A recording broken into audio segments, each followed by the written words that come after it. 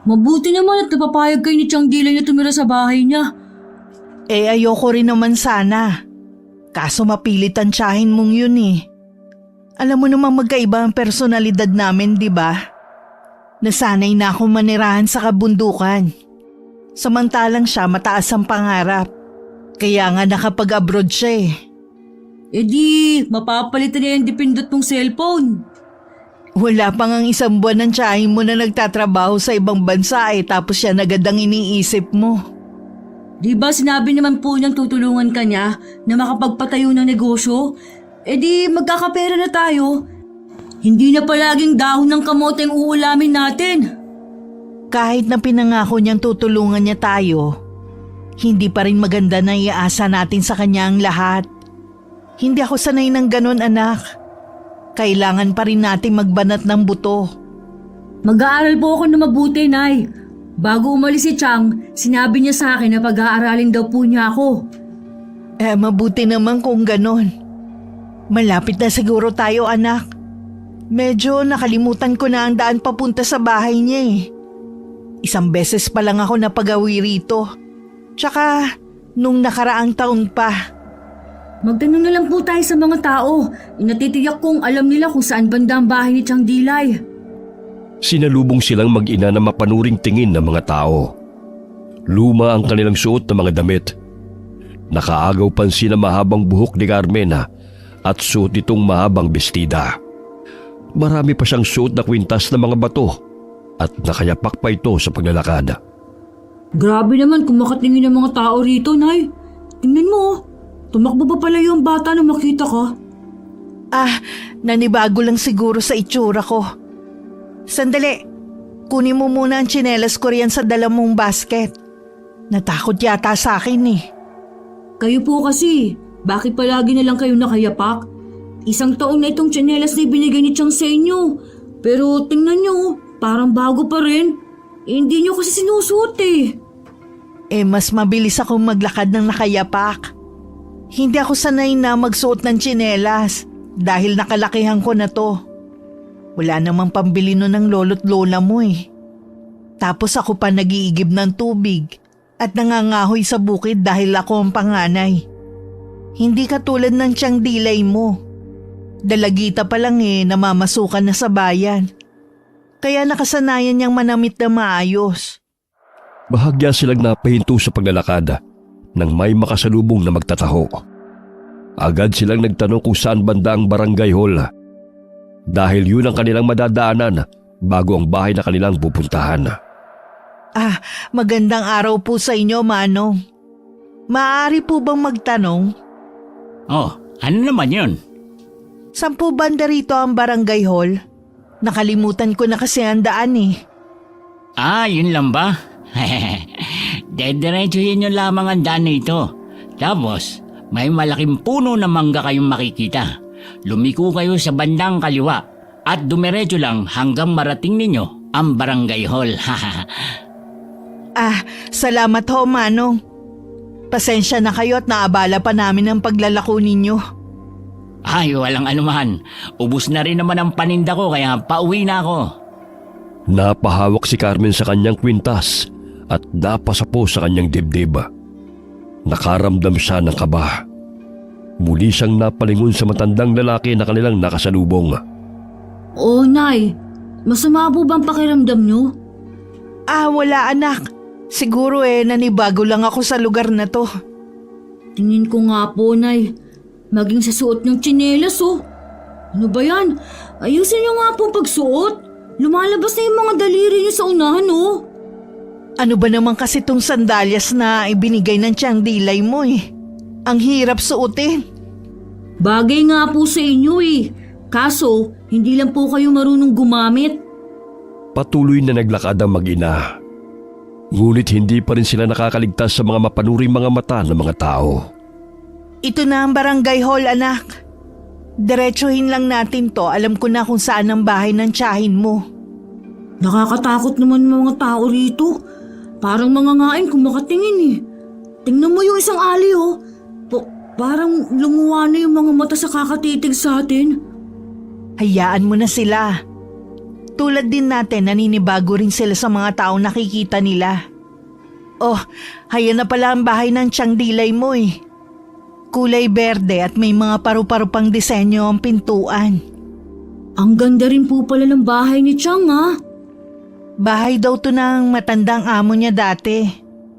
Dito raw nagpapalipas ng oras kapag nag-aaway sila ng mister niya. Kaso luma na. Tsaka hindi naman interesado ang mga anak nila sa maliit na bahay pahingahan na to. Kaya ibinigay niya sa tiyang mo. Ang swerte pa ng tiyang mo dahil isinama pa siya ng mga amo niya sa ibang bansa. Ang swerte rin po natin, Nay. Kasi po, dito tayo titira, hindi na sa bundok. Kahit na baryo pa rin dito, pero hindi tulad sa kabundukan na malayo talaga sa bayan. Dito, parang 2 sakay lang patungong palengke. Oh, buksan mo na ang pinto. Itong susi oh. 2 kwarto ang naroon na. Maalikabok dahil matagal-tagal na rin namang hindi ito napupuntahan na. Kaya't ganun na lamang ang pagnanais ni Dilaya na doon na tumira ang kanyang kapatid at pamangkena. Sa gayon ay hindi ito masira kaagad kung may nakatira at talilinis. Sayang din pala kapag hindi ito tinirahan, Nay. Sige na, ipasok mo na ang mga gamit natin para naman makapagsimula na tayong maglinis. Sige po. Tama lamang ang pagitan ng mga pamamahay sa baryo na kanilang pinuntahan na. Hindi katulad sa kabundukan na halos hindi na magkita-kita ang mga naninirahan doon. Hindi na rin ganun kahirap para kay Ansit kung sakaling siya'y mag-aaral. Hindi katulad sa bundok na mahigit 1.5 oras ang kanilang nilalakad. Tanging si Aling Carmen ang tumayong ama't ina ni Ansit. Buhat ng mamatay ang asawa nito. 10 taon nang nakakalipas. Dahil sa pagkamalang rebelde ng mga sundalo sa kabundukan. Nay, tignan niyo. May poso pa sa likod ng bahay. Grabe, Nay, ang galing. Hindi na ako mahihirapan sa pag-iigib ng tubig. Nagugutom ka na ba? Medyo po. Pero tatapusin ko na lamang po ang pagwawalis at pagpupunas ng dingding. Ang dami po kasing alikabok eh. Dumungaw si Carmen sa bintana nang mapansin na may taong nakamasid sa kanila mula sa labas ng barangay hall. Nakapamewang pa ito at matalim na nakatingin sa kanilang kinaroroonan.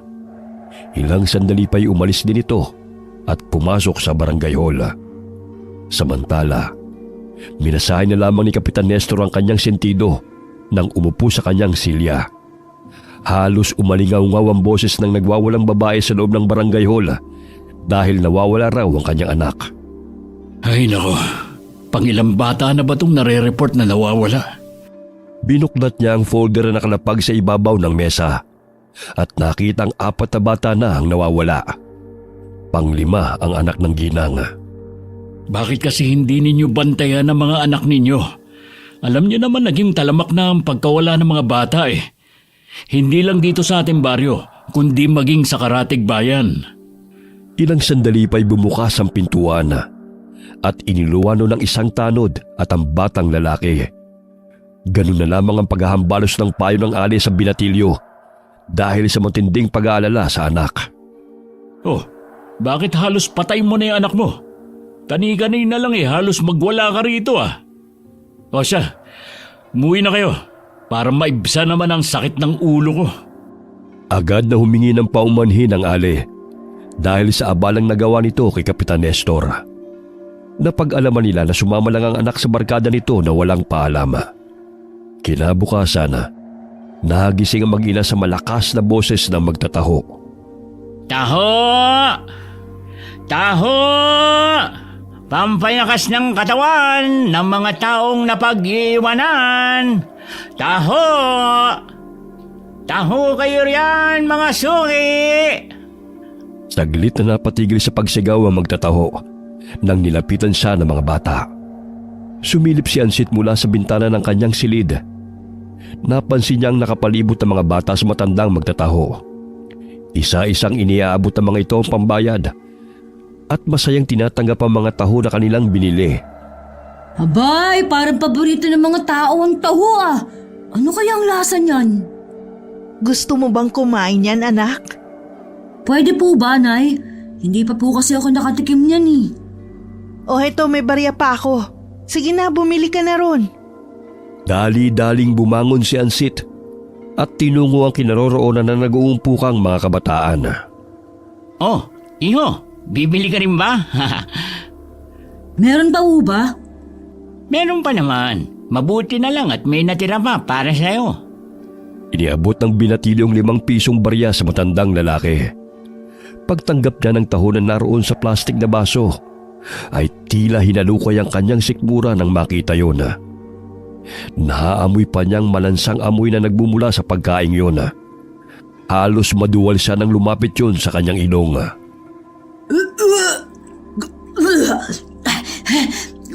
Ganito ba talaga ang taho? Bakit parang malansa? Malansa? Eh, ikaw pa lang ang nalansahan sa tahong binibenta ko ah. Tingnan mo nga mga bata oh, sarap na sarap. Naninibago ka lang yata, iho. Pasensya na ho, Manong. Nabitiwan ni Ansit ang baso na may lamang taho. Kaya't pinagtinginan siya ng mga batang naroon. Hindi niya makayanang kainin yun dahil hindi yun pangkaraniwan sa kanya. Katulad ng kanyang ina, marunong din siyang manggamot sa tradisyonal na pamamaraan. Marunong din siyang mangilati sa mga bagay at taong hindi normal sa paningin ng pangkaraniwang mga tao. Lumakad palayo si Ansit, bagamat muli siyang napalingon sa magtataho. Napansin niyang biglang bumawi ng tingin si Mang Totong nang magtama ang kanilang mga mata. Nararamdaman kong hindi siya normal na tao. Malansa ang amoy na lumalabas sa kanyang katawan. Katulad sa mga aswang na nakalaban ni Inay sa kabundukan. Hindi kaya aswang din siya? Napakunot noo si Carmen nang makitang tila malalim ang iniisip ng anak. Kaya't agad niya itong tinanong. Oo anak, akala ko bumili ka ng taho. Nasaan na? Nabitiwan ko po, Nay. Hindi ko po kasi gusto yung amoy. Nay, alam mo ba? Parang may kakaiba akong nararamdaman sa magtataho na yun. Ano ba yun? Para po kasing ang bigat ng pakiramdam ko sa tuwing nagkakalapit kami. Tila katulad sa mga aswang na nakasalubong natin sa kabundukan. Hindi kaya aswang ang magtataho na yun? Hindi pwedeng basta-basta na lang tayo mamimintang anak. Ramdam ko din ang lakas ng aura niya. Pero may mga tao talagang may taglay na ganun. Lalo na't maaari din na nagmula siya sa angkan ng mga manggagamot. Naramdaman ko rin yun nung nakasalubong natin siya nung nakaraang araw eh. Inungo na lamang ng binatilyo ang kusina at tinulungan ng ina sa pagluluto ng kanilang umagahan. Ilang sandali pa'y tumunog ang dipindot na cellphone ni Carmen. Anak, tumatawag siguro ang tiyang dilay mo. Pakisagot muna, isasalang ko lang tong gulay ha. Sige po, Inay. Labis ang tuwa na mag-ina nang tumawag si Dilay. Naninibago man sa bahay na kanilang tinitirhan at sa mga tao sa paligid, ay napadali naman ang kanilang pamumuhay. Bagamat takot sa kanila ang kanilang mga kapitbahay dahil na rin sa makalumang estilo ng pananamit ni Carmen at kakaiba niyang itsura. Saglit na napahinto sa pagkain ng mag-ina nang may marinig na katok sa pintuan. Tumayo si Carmen at pinagbuksan ang taong kumakatok. Magandang umaga po, Manang. Magandang umaga sa'yo, Ginoo. Ano po bang may paglilingkod ko sa inyo? Maari ko po ba kayong makausap? Kahit 5 minuto lang? Pumasok muna kayo. Pagpasensyahan mo na at medyo magulo pa ang mga gamit namin dito sa loob eh. Kalilipat lang kasi namin ng anak ko rito. Ako nga pala si Nestor, ang kapitan dito sa barangay. Gusto ko lang po kayong makita ng malapitan at makilala na rin. May naririnig kasi akong mga usap-usapan sa aking nasasakupan tungkol sa inyo. Yaman din lamang na narito kayo sa lugar na pinamumunuan ko. Nararapat lang naman siguro na makilala ko rin kayo, di ba? Oo naman ho. Wala namang problema. Kamag-anak ho ba kayo ni Ginang Guzman na siyang nagmamayari ng rest house na ito? Hindi po kapitan. Bale, kapatid ako ng katulong nila. Pinatuloy lang kami rito ng kapatid ko dahil ibinigay na tong bahay sa kanya. Galing kami ng bundok ng anak ko. Nakakapanibago nga eh. Pero masasanay naman kaming manirahan dito. Ganun ba? Nais ko lang linawin sa inyo na gusto ko lang na mapanatili ang ating baryo ng payapa. Ayokong may nanggugulo. Naiintindihan ko naman, Kapitan. Wag po kayong mag-alala. Hindi naman kami manggugulo ng anak ko. Hindi nakatakas sa paningin ni Carmena ang pangingilatis ng kapitan sa kanyang itsura at buong pagkatao. Batid niyang masama ang tingin nito sa kanya, tulad ng mga taong naninirahan sa baryo. Inayos niya ang nakalugay niyang buhok na abot hanggang tuhod. Isinutri niya ang pulang sandalyas na naroon sa gilid ng upuan upang maging maayos ang kanyang itsura sa harapan ni Nestor. Gusto niyo ba magkape, Kapitan? Salamat na lamang, Manang. Naway maging malinaw po sa atin na gusto ko lamang po ng kapayapaan dito sa baryong sinasakupan ko. Agad na umalis ang kapitana. Ngunit halata sa kanyang mukha na hindi siya nasisiyan sa paninirahan na mag-ina sa lugar na yon. Alam mo, Nay, kulang na lang talaga sabihin ng kapitan na yun na umalis tayo rito eh. Kung makatingin parang itataboy po tayo. Akala niya hindi ko alam ang gusto niyang ipahiwatig Narinig ko kahapon ng mga babae habang naroon ako sa poso. Pinaghihinalaan nila tayong aswang dahil sa itsura ninyo. Kaya ganun na lamang po nila tayo tingnan at husgahan. Hayaan mo na sila, anak. Ang importante, hindi tayo nananakit sa kanila. Akala mo naman kung sinong magaganda. Para nga sila itong mga mukhang aswang dahil sa mga tigyawat na namumuo sa kanilang mga mukha. Tinatapalan na ng pulbo para hindi halata. Oh, uminit na naman ang ulo mo. Sige na, iligpit mo na yung pinagkainan natin, busog na ako. Matapos maghugas ng pinagkainan ay lumabas ng bahay si Ansit. Iniiwasan siya ng mga bata. Gustuhin man niya makipagkaibigan sa mga ito, subalit ayaw sa kanya ng mga ito. Naririnig pa niya mga bulong-bulungan ng mga kabataan na parang aswang ang kanyang inang si Carmen. Sa di kalayuan, may naninaw siyang batang babae na natumba kasamang minamaneho nitong bisikleta. Dali-dali siyang tumakbo upang tulungan ang dalagita. Naku, may sugat ka! Halika sa bahay, gagamutin natin yung tuhod mo. Aray, ang sakit! Nawalan kasi ng balanse itong bisikleta na madaanan ko yung bato. Oh, dahan-dahan lang sa pagtayo Parang ngayon lang kita nakita Bago ka ba rito? Ay, oo. Mga ilang araw pa lang. Ako pala si Ansit. Ikaw, anong pangalan mo? Ako si Mingay. Sige Mingay, ipagamot na muna natin yung sugat mo kay nanay. Alam mo bang magaling yun sa panggagamot? Mukhang napilayan ka pa nga Ang sakit ng paa ko. Aray! Bubuhatin na lang kita Dito ka na sa likod ko. Mamaya na lang natin aayusin yung nakalas na kadena ng bisikleta. Salamat, Ansit Dali-daling tinungo ni na Ansit ang bahay. Habang karga niya sa likuran niya si Mingay, tulak-tulak naman niya ang bisikleta nito. Ano nangyari sa inyo, anak? Nay! Si Mingay po pala! May sugat pong tuhod niya Parang malalim po. Tsaka may pilay siya sa paa kaya't hirap po siya sa paglalakad. Sige. Ilapag mo muna siya sa silya para masimulan ko na siyang gamutin. Halos mapahiyaw ang dalagita sa sakit nang linisin ni Aling Carmen ang kanyang sugat.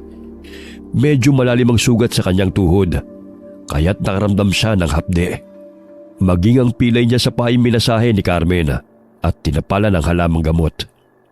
Ilang sandali pa'y nagulat sila nang bigla na lamang pumasok si Kapitan Nestor sa bahay ni na Carmen. Kanina pa kita hinahanap, nandito ka lang pala. Hala, uwi! Masakit pa ho ang paa ko. Hindi ko po magawang makahakbang ng maayos. Huwag mo nang dagdagan ang alalahanin ko, Mingay. Ilang beses ko nang sinabi sa'yo na huwag kang panaigala. Lalo na't mapanganib ang panahon ngayon. Hindi pa nga nare-resolve ang pagkawala ng mga bata. Tapos umiiral pa yung katigasan ng ulo mo. Namasyal lang naman po ako eh. Saka ilang araw na akong nakakulong sa bahay. Nababagot na ho ako. Ah, sige na Iha. Sundin mo na lang ang sinasabi ng tatay mo. Huwag mong babasain niyang paa mo ha, para hindi lumala at mamaga. Matalim na tingin ang iginawa ni Kapitan Nestor sa mag-ina. Hinila nito ang anak palabas ng bahay. Dahan-dahan lang Kapitan. Baka mapano pa yung bata. Hayaan niyo ako magdisiplina sa anak ko, Manang. Kaya matigas ang ulo nito dahil may mga taong nakikialam. Hindi na lamang umimik si Carmena. Tanging awa na lamang ang kanyang naramdaman para sa dalagita. Habang tinatanaw na paika-ika itong lumalakad, kasama ang amang humihila sa braso nito. Grabe naman kung ratuhin ni Mang Nestor ang kanyang anak. Kawawa naman siya, Nay. Kaya nga magpasalamat ka. Dahil kahit kailan hindi ka nakaranas ng pagmamaltrato. Hindi lahat ng bata maswerte sa magulang. At hindi rin lahat ng magulang maswerte sa anak. Pero palagi mong tandaan na maging magalang sa mga matatanda ha anak. Hindi ko yan nakakalimutan, Nay. Araw-araw niyo po kayong pinapaalala sa akin yan. Kaya nga kahit papano maswerte ako sa'yo. Mas maswerte po ako dahil kayo po ang naging nanay ko. Maganda, mabait, maalalahanin, at higit sa lahat, mapagmahal. Ayan ka na naman Binubola mo na naman ako. Halika nga, payakap nga. Nag-alala si Ansit sa kalagayan ni Mingay. Pabalik-balik sa kanyang isipan ang galit na mukha ng kapitana habang binubulyawan nito ang anak. Nang makarating na ang mag-ama sa kanilang bahay, halos bugbugin niya ito dahil sa labis na galit. Ano ba sumagi sa isip mo pumunta ka sa bahay ng mag-inang yun? Hindi mo pa sila lubusang kilala. Ano ba ang ginagawa mo ron? Hindi ko na talaga alam ang gagawin ko sa yung bata ka. Ang tigas-tigas ng ulo mo. Ilang linggo na po ninyo akong kinukulong dito sa bahay. Tsaka ano po ba ang masama kung makipagkilala ako sa bagong lipat dito sa atin? Parang ang babait naman nila. Tinulungan pa nga ako ni Ansit Alam mo ba na pinaghihinalaan silang aswang ng mga kapitbahay natin? Nakita mo naman siguro ang itsura ng babaeng yun, di ba? Paano kung may gawin siyang masama sa'yo? May liligtas mo ba ang sarili mo? Pa, hindi po siya masama. Sa katunayan nga po, ginamot niya ang sugat ko. Basta, ayokong pumunta ka ulit sa kanila at makipagmabutihan sa mag-inang yon. Naiintindihan mo ba ako, Mingay? Maluhaluhang pumasok ng silid ng dalagita at sinarado ang pintuan. Napayakap siya sa unan at napatingin sa larawan ng kanyang ina. 3 taon na buhat ng ito'y pumanaw. Simula noon ay naging bugnutin at mabilis nang magalit ang kanyang ama. Mama, kahit hindi man sabihin ni Papa, ramdam kong sinisisi niya ako sa pagkamatay mo. Lahat ng galit na binubunton niya sa akin. Ang laki-laki ng pinagbago niya simula nang mawala ka. Sana ako na lang po ang nabangga ng jeep. Kung hindi dahil sa katangahan ko, di sana buhay pa po kayo. Bahagyang napapikit si Mingay at dumaloy na ang mga luha mula sa kanyang mga mata. Nanumbalik sa kanyang alaala ang araw na nabangga ng jeep ang ina. Nahulog ang kanyang pitaka habang sakay siya ng tricycle. Kaya't bumaba siya upang kunin yun. Bagamat hindi siya napansin ng driver ng damputin niya ang pitaka, kaya tumakbo ang kanyang ina at malakas siyang itinulak. Napasubsob siya sa gilid ng kalsada habang ang inay tumilapon ng mabangga ng jeep. Patay na ito nang dalhin sa ospital. Lumabas ng bahay si Nestor upang bumalik sa barangay hall. Nakasalubong niya si Mang Totong. Bit-bit ang lalagyan ng paninda nitong taho. Oh, Kapitan, tila hindi maganda ang araw mo ngayon Ano ba ang balita sa mga nawawalang mga kabataan? Ay nako, wala pa rin Kaya kung may mga taong pinaghihinalaan kayong kumukuha o nambibiktima ng mga bata, sabihin niyo kagad sa akin. Tsaka pakisaway na rin ang mga batang mahilig gumala. Nakikita nyo naman siguro sila, lalo na't nalilibot nyo naman ang baryo. Marami-rami na rin akong napagsabihang mga bata. Ang titigas ng mga ulo, hindi na nakikinig sa mga matatanda. Ibang-iba na talaga ang henerasyon ngayon. Maiba ko, iho. May napansin akong mag-inang kalilipat lamang dito sa baryo. Parang kakaiba yung babae. Dumagdag pa yun sa mga alalahanin ko. Tila magiging problema ko nga sila. 1 linggo pa lang sila rito Pero parang kinatatakutan na sila ng mga tao. Kung ako sa'yo, huwag kang pakampante. Baka may tinatagong lihim ang mag-inang yan. Salamat sa paalala, Mang Totong. Sige po, pupunta na po ako sa barangay hall. Patango-tangong lumakad palayo ang matanda habang inilalako ang palindang taho. Muling pinilahan ng mga tao ang kanyang palinda at muling naubos yun ng maaga. Kinagabihan na, umalingaw-ngaw ang malakas na sigaw ng babae nang may makitang may nakasampa sa kanilang bubungan. Naninaw niyang mapupula ang mga mata nito at mabalasig ang matang nakatanaw sa kanila habang sila'y natutulog. Naalimpungatan siya dahil sa mga kalabog, kaya't gano'n na lamang ang kanyang takot nang makita ang nilalang na naroon sa ibabaw ng kanilang bubungan. Kumaripas ito ng takbo patungong kasukalan at hindi na ito naabutan ng kanyang asawa. Humingi ito ng tulong sa mga kababaryo at tinungo ang bahay ng pinaghihinanaan nilang aswang. Uy, ano ba yan? Bakit parang may bumabato sa bahay? Nakakaistorbo naman ng tulog Ano ba nangyayari? Parang may kaguluhan sa labas. Binabato nga po ang bahay natin! Dumito ka lang ha, at huwag kang lalabas. Baka tamaan ka ng binabato nila. Sumilip si Ansit sa bintana at naninaw niya ang mga taong papalapit sa kanilang bahay. Nangunguna ang mag-asawa na galit na galit. Ilang sandali pa'y napansin niya si Kapitana na nooy nakasuot pa ng pantulog. Nay, galit na galit po yung mga tao. Ano na ang gagawin natin?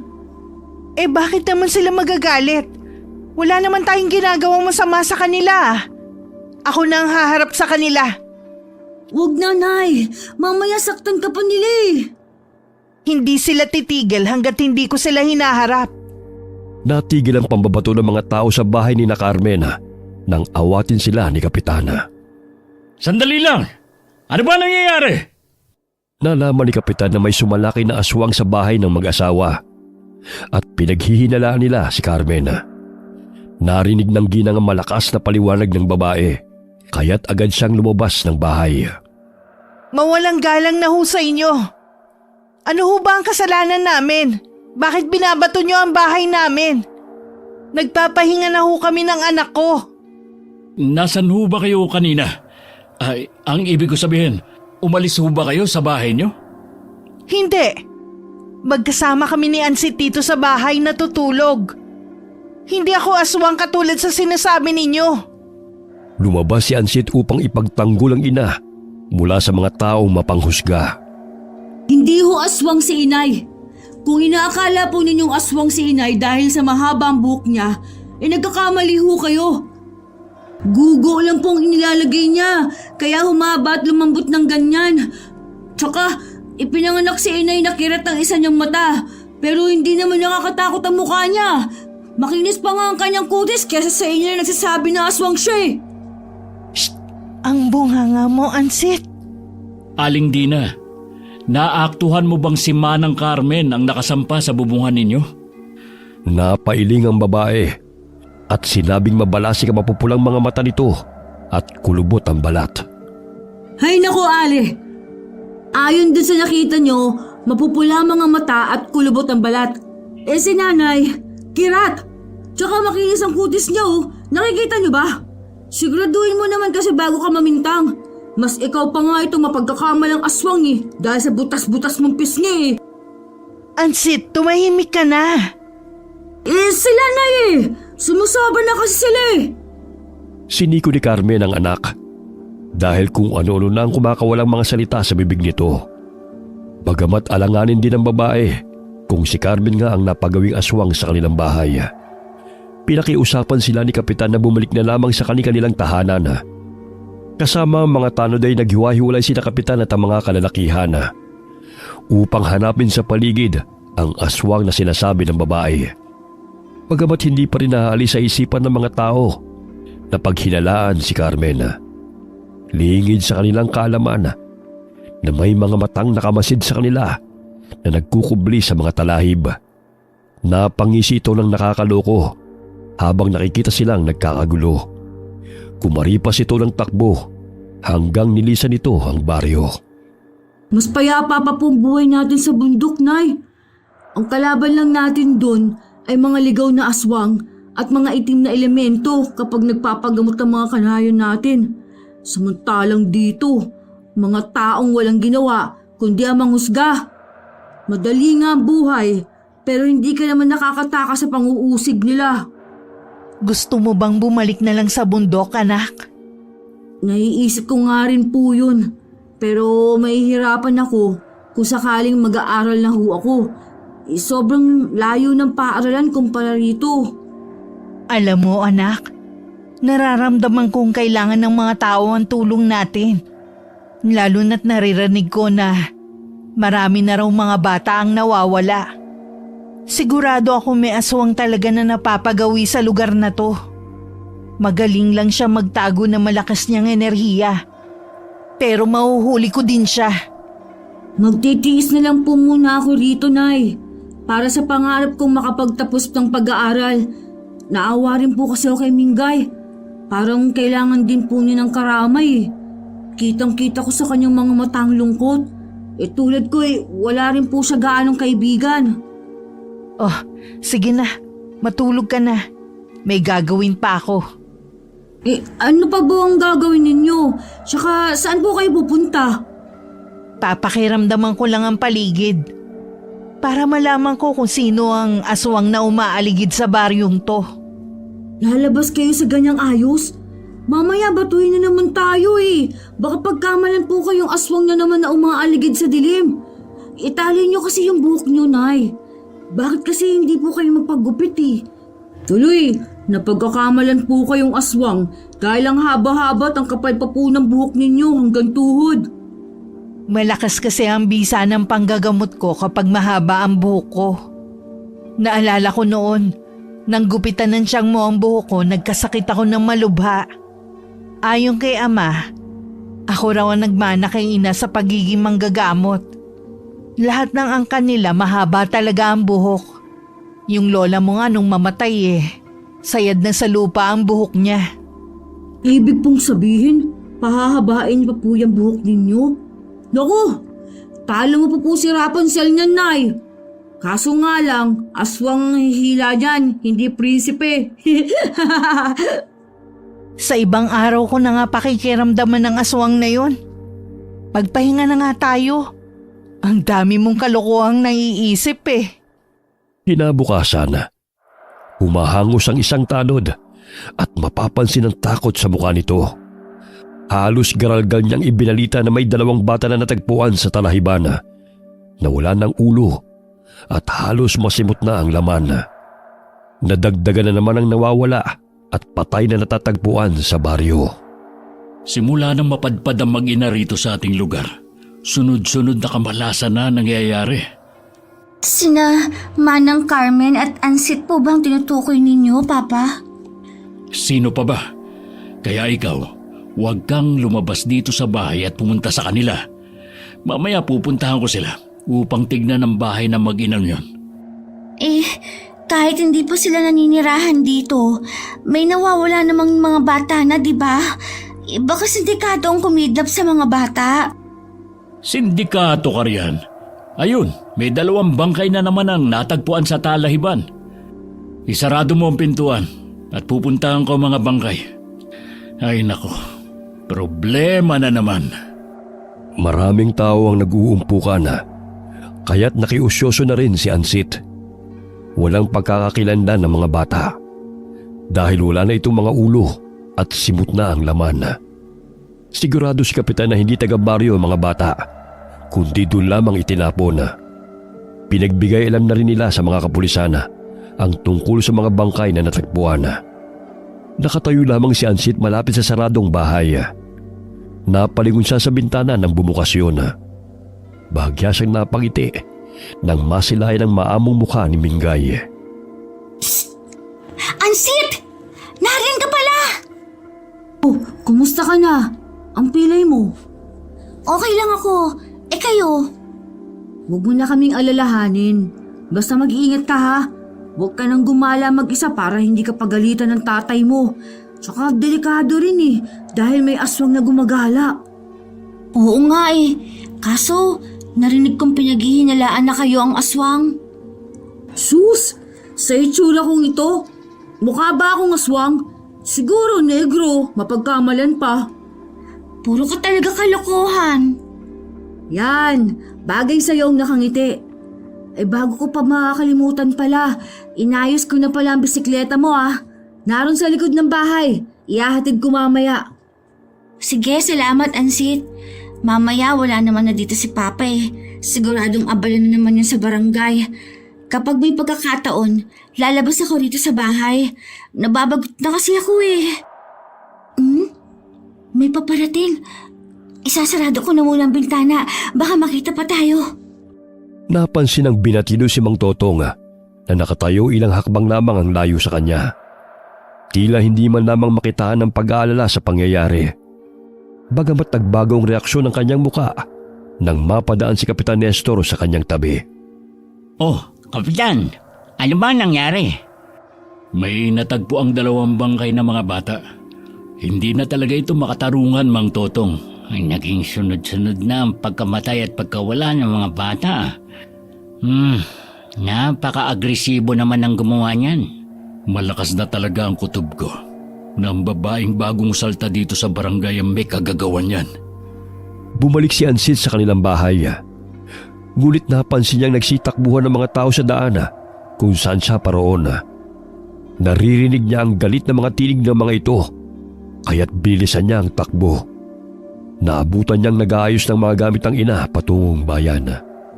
O anak, saan ka ba nagpunta? Kailangan na nating umalis ng maaga para makahanap ng bakanting pwesto sa palengke. Sabik na kasi ang tiyang dilay mong makapagsimula na tayo ng bigasan Nay! May mga taong paparating! Ano na naman ba ang nangyayari? Narinig ko may tagpo ang bangkay ng 2 bata sa talahiban at aswang daw po ang may kagagawan nun. Hindi pa man tapos si Ansit sa pagpapaliwanag sa ina, ay kinuyog na sila ng mga tao. Maging si Kapitan Nestor ay namumula na ang muka nang pumasok sa bahay ng mag-ina. Magandang umaga sa'yo, Kapitan. May problema na naman ba? May natagpo ang 2 bangkay ng bata. Sunod-sunod ang pagkawala at patayan ng mga bata buhat nang tumuntong kayo sa baryong ito. Tapatin mo nga ako, Manang Carmen. Ikaw ba ang may kagagawan nito? Abay, maghinay-hinay ka sa pananalita mo, Kapitan. Hindi porket hindi ako kaaya-aya sa paningin mo Pagsasalitaan mo ako ng ganyan. Marahil hindi ako maayos manamit katulad ninyo. Pero hindi halang ang kaluluwa ko para makagawa ng ganyang bagay. Kahit alugugin mo man ang bahay, wala kayong makikitang parte ng tao rito. Mawalang galang na ho, Kapitan. Hindi po kami aswang. Sa katunayan po, kami ang pumupuksa sa aswang. Nararamdaman kong isa siya sa mga taong naging malapit sa baryong ito. Ginagamit lamang niya ang pagkakataon na makapambiktima upang kami ang ituturo ninyo. Siguruhin lang nyo na hindi kayo ang sanhi ng patayan dito. Dahil kung mapapatunayan ko kung sino nang gugulo rito sa baryo, hindi ako magdadalawang isip na pumaslang ng kriminal. Nakakasiguro ho kaming hindi kami ang nanggugulo. Tumingin ka sa mga tao. Ramdam kong isa sa kanila ang may kagagawan ng pagpatay. Isa siyang manlilinlang na aswang. Marunong lang siya magtago ng kanyang enerhiya. Kaya't hindi siya basta-basta mapagkakamalang aswang. Pero ramdam ko ang presensya niya sa mga nag-uumpukang tao. Gagawa ako ng paraan para patunayan sa'yo na hindi ako ang aswang na sinasabi mo. Kami ang kusang aalis sa baryong to. Kung mapapatunayan mo ako talaga ang aswang. Manggagamot ho si inay, hindi aswang! Siguruhin mo lang. Dahil kayang-kaya ka naming patayin kung mapapatunayan kung isa ka sa sakit ng ulo dito sa baryo. Umalis si Kapitan sa bahay ng mag-ina. Maging ang mga taong gustong saktan si Aling Carmen. Maraming masasakit na salita ang narinig ng mag-ina. Bagamat hindi sila maaaring paalisin ng mga tao dahil wala pa namang matibay na ebidensya na sila talaga ang may kagagawa ng krimen. Tanging kutob at paghihinala ang nangingibabaw sa isipan ng mga tao. Sa di kalayuan, nagtama ang paningin ni na Carmen at Mang Totong. Matalim na nakatitig sa ginang ang matandang lalaki. Ilang sandali bumawi ito ng tingin at lumakad palayo. Alam mo anak, ramdam ko na kung sino ang nag-aasik ng lagim dito sa baryo. Marahil ito ang nakikita niyang pagkakataon para makapambiktima. Tayo ang tinuturo ng mga tao na siya mismo ang may kagagawan. Nay, may sugat po ang noon niyo. Binato kasi ko kanina ng isang babae. Nakailag nga ako, nabunggo naman ako sa pinto. Hindi magawang sunugin ng mga tao ang bahay na tinitirhan ng mag-ina. Dahil pagmamayari yun ni Ginang Guzman. Ang ibang lupain ng palayan at kinatitirikan ng kanilang mga bahay ay pagmamayari pa ng ginang na siyang amo ng kapatid ni Carmen. Nay, sa mga kwentong naririnig ko, kapag napagkakamalang aswang, sinusunog agad ang bahay. Pero bakit parang takot ang mga tao na gawin sa atin yun at gusto lang tayong paalisin? Huwag mo nang gustuhin na sunugin nila ang bahay dahil lang sa maling hinala nila sa atin. Tsaka hindi sa atin to, no? Pinatira lang tayo ng tiyahin mo. Malilintikan sila pag ginawa nila ang bagay na yon dahil malawak ang lupain ng mga Guzman sa baryong to. Pag ginawa nila yon, siguradong mapapalaya sila at mawawalan sila ng kabuhayan. Kaya naman pala. Pero Nay, kailangan nating mahuli kung sino talaga ang aswang sumasalaki sa baryong ito. Lalo na at nasasaktan ka na nila. Tumungaw si Ansit sa bintana. Napansin niyang naroon sa labas si Mingay na nakasombrero. Psst! Ansit!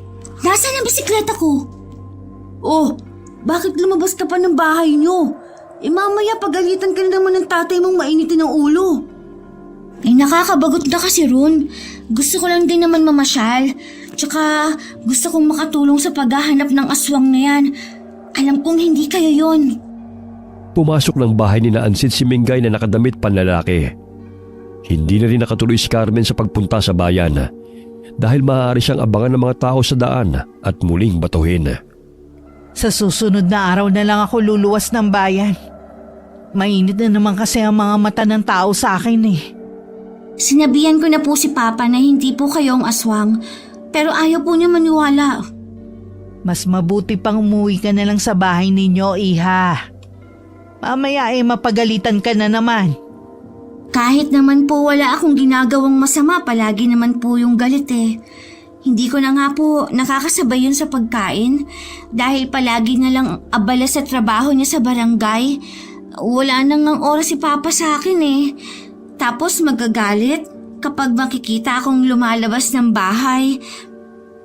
Halika Ansit, mamasyal na lang tayo. Pumunta tayo sa lugar kung saan ako palaging namimitas ng mga bulaklak sa tabing ilog. Ilalagay ko lang sa altar sa harap ng litrato ni Mama. Oh, sige ba? Naku, kayo talagang mga bata Kung saan pinagbabawalan, dun pa talaga lalabas. Minsan lang naman po Manang Carmen Babalik din po kami pagkatapos ako mamitas ng mga bulaklak.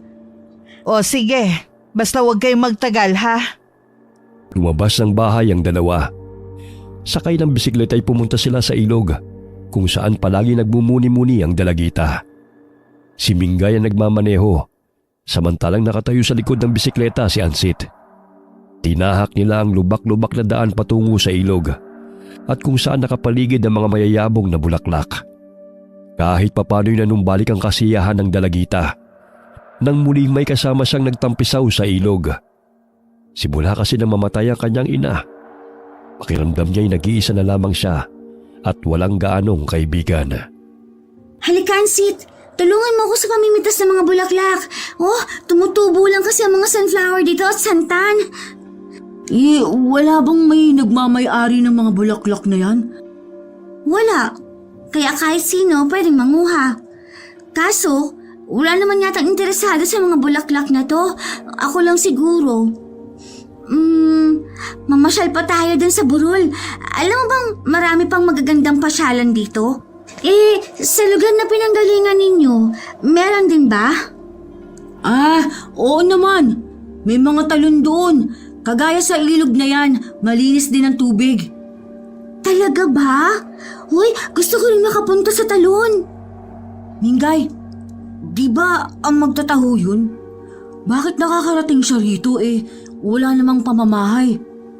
Ay, oo nga. Si Mang Totong nga yun Kapag pumupunta ka rito, madalas mo ba siya nakikitang napapadaan dito? Hindi. Tsaka isa pa, wala nang pamamahay roon. Kasukala na papuntang gubat. Ano kayang gagawin niya roon? Sundan kaya natin siya, Ansit? Hindi, wag na. Bumalik na lang tayo sa bahay. Mamaya nahanap ka na ng papa mo Hahanapin tapos pagagalitan lang naman. Tsaka, kung sa bahay naman ako, hindi naman niya ako pinapansin Mas marami pa siyang oras sa paghahanap sa mga batang nawawala kaysa sa akin. Natanaw nila si Mang Totong na pumasok sa kasukalan. Laking pagtataka nila kung anong ginagawa roon ng matanda. Gayong wala na mga pamamahay doon. Hindi sila nakita dito dahil sa mga mayayabong na mga tanim na nakapalibot sa ilog. Sakay ng bisiklet ay tinungo nila ang kasukalan. Hindi nila namalayan na palubog na ang araw. Kung bumalik na lang kaya tayo, Mingay. Hindi ako natatakot dahil sa masukal at madilim na rito. Ang kaso nga lang, mas takot ako para sa kaligtasan mo Huwag mo kong alalahanin. Ansit, alam mo ba? Simula nang dumayo yung si Mang Totong sa baryo para maglako, hindi ko na talaga siya nagustuhan. Ewan ko ba kung bakit ayaw ko sa kanya, lalo na kung makatingin. Kaya nga, hindi ako kumakain ng tinda niyang taho Naaamoy mo ba yun, Mingay? Ang baho. Tsaka parang ang daming langaw rito. Isinanda ng dalagita ang bisikleta sa puno at nag-umpisa na silang maglakad. Napatakip na rin sila ng ilong dahil sa nakakasulasok na amoy na kanilang nalalanghap. Kasi siguro kung hindi pa nakakarating si Papa rito. Liblib na kasi ang lugar na to. Tsaka hindi nasakop ng barangay na kanyang pinamumunuan. Oo nga, ang layo na nito sa atin Hindi na natin namalayan na napadpad na tayo rito sa kasusunod sa matandang magtataho na yun. Mingay, magtago muna tayo. May paparating Napalingon si Mang Totong sa puno kung saan nakarinig siya ng kaluskos. Nang makitang wala namang tao, ay agad niyang inilapag ang mga sisidlan ng kanyang taho at tinungo ang sikretong yungib. Tinatabunan ng mayayabong na baging at mga halaman ng malaking bato. Walang mag-aakalang may lagusan doon. Ano kayang ginagawa ng matanda sa lugar na to? Ang baho na parang nabubulok na laman. Tutuklasin natin kung ano ba talaga ang lugar na to.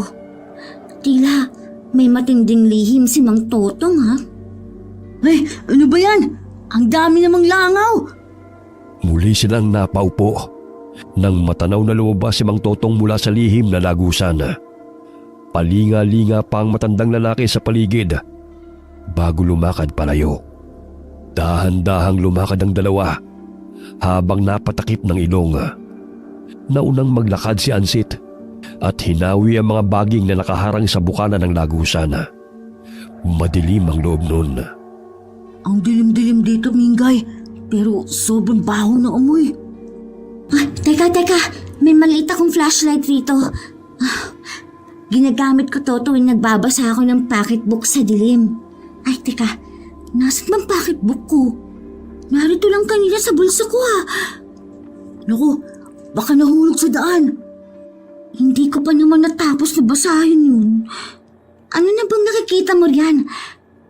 Namilog ang mga mata ng binatilyo nang maaninaw ang mga nakahilerang bungo. Nahulog pa ang isang bungo na may bahid pa ng dugo at inuuod. Kaya't lumikhayo ng ingay sa yungib. May sariwa ring laman ang naroon. Kailangan nating makaalis rito. Hindi pang karaniwang tao magtataho. Isa nga siyang aswang. Ano? Kailangan nating ipaalam kina Papa na tuklasan natin na siya ang may pakana ng pagkawala at pagkamatay ng mga kabataan. Dali-dali nilang tinungo kung saan nila iniwan ang bisikleta. Ilang padyak pa lamang ang ginawa ni Minggaya ay napansin niyang may humarang na tao sa kanilang daraanan. Ansit, may tao. Anong ginagawa niyo rito, mga bata? Dumidilim na. Baka gusto niyong ihatid ko na kayo sa inyong bahay. Hindi na ho. Sige po, mauna na ho kami.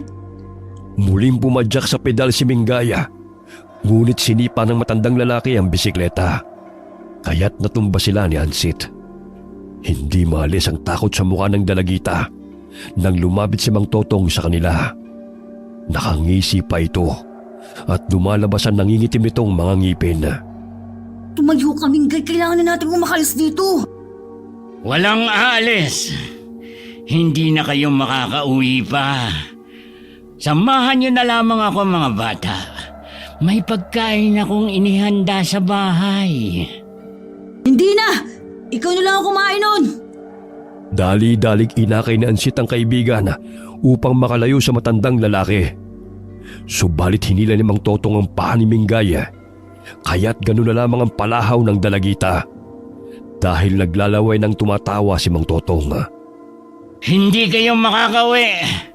Bumalik kayo rito. Bitiwan mo si Minggay! Alam ko ikaw ang aswang na pumapatay sa baryo na to. Isa kang traidor! Kahit anong gawin ninyo, itutulad ko lang kayo sa mga batang pinaslang ko. Akala niyo ba hindi ko nakita na pumasok kayo sa yungib? Nakita niyo ba ang mga ulo nila?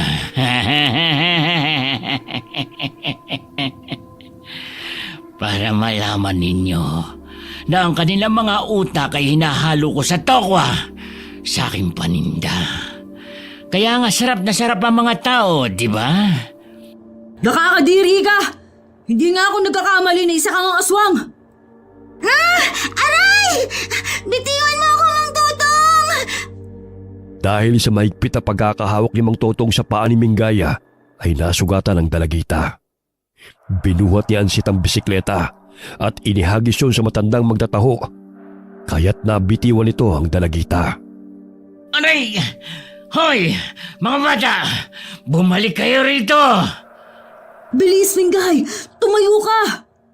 Tumakbo ang dalawa upang takasan ang matandang lalaki.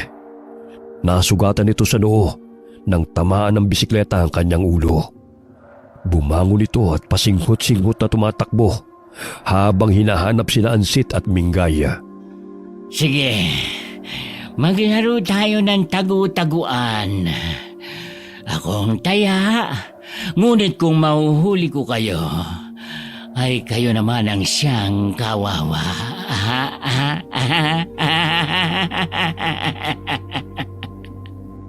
Nanginginig ang katawan ni Minggaya habang magkahawak kamay silang tumatakbo ni Ansit. Nadadapa pa siya dahil tuluyan ng nilamon ng dilim ang paligid. Kailangan natin gumawa ng paraan upang makatakas sa kanya. Tsak kung maabutan niya tayo, magiging sangkap sa taho ang mga utak natin. Hindi ko ahayaan na mahuhuli niya tayo. Sisiguraduhin kong malalaman ng mga taga-baryo ang itinatago niyang sikreto. Matindi na ang pag-aalala ni Carmen kina Ansit at Minggaya. Pinagtitinginan na siya ng mga tao dahil kung saan-saan na siya napapadpada. Hindi naman niya magawang magtanong dahil nilalayuan siya ng mga ito. Nasaan na kaya ang mga batang yun?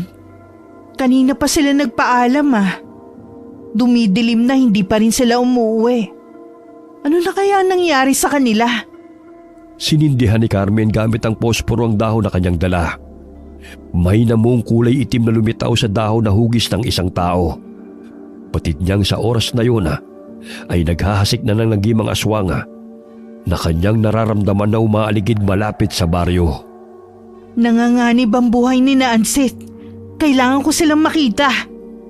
Bit-bit ang kanyang baga ay hinanap niya sa kasukalan ng anak.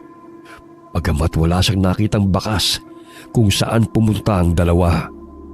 Ilang sandali napansin niya si Kapitan Nestor kasama ang 3 tanod at galit siya nitong hinarap. Nawawala ang anak ko, Manang Carmen. Saan mo dinala ang anak ko? Alam ko. Pero hindi ako may kagagawa ng pagkawala niya. Magmamang-maangang ka pa? Ilabas mo ang anak ko! Dahil kung hindi, mapipilitan ako saktan ka! Wala nang iba pang pinupuntahan ng aking anak kundi sa bahay niyo. Hindi ko siya nahahanap sa ating mga taga-baryo. Kaya ilabas niyo si Mingay! Maghunos dili ka, Kapitan. Hindi ito ang tamang panahon na sisihin mo ako sa pagkawala ni Mingay. Pati si Ansit nawawala rin. Ano? Ibig sabihin, ang anak mo ang kumuha sa anak ko? Hindi yan ang ibig kong sabihin. Nagpaalam siya kanina sa akin. Nagpupumilit kasi si Mingay na samahan siya sa pamimitas ng mga bulaklak sa tabing ilog. Ang sabi nila babalik din sila agad. Pero nag-aalala na rin ako dahil madilim na wala pa rin sila. Kapag may nangyaring masama sa anak ko, tatamaan talaga kayo sa akin. Eh bakit akong sisisihin mo? Alam mo ba kung bakit nagkaganon ang anak mo, ha? Dahil yun sa'yo. Hindi na niya nararamdaman ang pagmamahal mo. Wala ka ng oras sa kanya na dapat sana'y damayan mo siya. Pakiramdam niya nag-iisa na lang siya sa buhay. Nararamdaman kong nasa panganib sila. Kaya imbis na magbangayan tayo, magtulungan na lang tayo sa paghahanap sa kanila. Nagngingit-ngit sa galit si Kapitana. Ngunit wala siyang magawa kundi hanapin na lamang ang anak kasama ang mga tanod. Nakayapak na lumakad si Carmen upang pakiramdaman ang paligid. Naghiwa-hiwalay sila sa paghahanap kina Mingay at Ansit hanggang sa mapadpad siya sa ilog. Natagpuan niya ang pocketbook na pagmamayari ni Mingay. Animoy ginagabayan ang kanyang mga paa habang binabaybay ang daan kung saan dumaan ang dalawa. Naaninaw niyang pumasok sa kasukalan sina Nestor. Bagamat hindi na siya sumama sa mga ito upang matutukan niya ang pagsasagawa ng orasyon. Kinuha niya ang mga tuyong dahon sa loob ng luma niyang baga at sinigaan yun. Nang matupok na ng apoy, ay isinaboy niya ang abo sa hangin. Sa paraang yun ay madali niyang matutuntun kung saan naroon ang kanyang mga hinahanap. Nagpakawala rin siya ng kapangyarihan upang malabanan ang masamang enerhiya na kanyang nararamdaman. Ano na naman ang ginagawa ng babaeng yun? Nakakapangilabot naman siya. Parang isa nga siyang aswang dahil sa mga ritual na ginagawa niya. Dali-dali niyang nilapitan si Carmen at pinatigil sa ginagawa nito. Ano bang ginagawa mo? Sa tingin mo, makakatulong yan upang mahanap natin ang aking anak? Bagamat patuloy na umuusal ng orasyon ng ginang at isinasaboy ang mga abo sa hangin, habang nakapikit ang mga mata nito na naglalakad sa kadiliman. Tumahimik ka! Hindi lang mga mata ang kailangan gamitin para mahanap natin sila. Makiramdam ka. Gamitin mo ang isip mo. At huwag basta-basta magpapanin lang sa anumang nakikita ng paningin mo. Anong nangyayari sa mga mata mo? Bakit parang nawala ang iyong mga balintataw? At puro puti na lamang yan. Hindi siya sinagot ni Carmen. Nagpatuloy lamang ito sa paglalakad na animoy walang naririnig. Hoy! Saan ka pupunta? Hintayin mo ako! Ang bilis-bilis mo maglakad eh! Patakbong hinabol ni Kapitan si Carmen. Subalit hindi niya magawang maabutan ito. Ilang sandali pa'y lumapit sa kanya mga kasamahang tanod at sinabing hindi pa rin nila nakikita si Mingay. Sundan natin ang babaeng yun. Natitiyak kung may alam siya kung nasaan ang aking anak. Napakahiwaga niya. Hindi ko lubos maisip kung aswang nga ba siya o kakampi. Inihingal nilang tinungo ang kasukalan. May daladala silang flashlight at pinailaw yon sa madilim na daan. Samantala, tila paikot-ikot lamang ang dalawa sa loob ng gubat, kaya't naisipan nilang baliktarin ang kanilang suot na damit. Nililigaw tayo ng aswang na yon. May kakayahan silang gawin ang bagay na yon.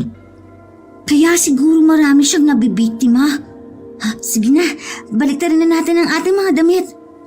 Ngunit bago pa man nagawa nilang dalawa yun, naririnig nila ang humahangos na animoy malahayop na atungal. Itinutok ni Mingay ang maliit na flashlight sa kanilang harapan. Laking gulat niya nang tumambad sa kanyang paningin ang mabalasik at aglalaway na mukha ni Mang Totong. May hawak itong matalas na itak at palakol. Pangisin itong hinataw ang dalawa, bagamat nakailang sina Mingay at Ansit at tumama lamang ang patalim sa hangin. Mingay! Takbo! Ansit, nasan ka? Hindi kita makita. Paika-ikang tumatakbo si Mingay na hindi alam kung saan paroroon.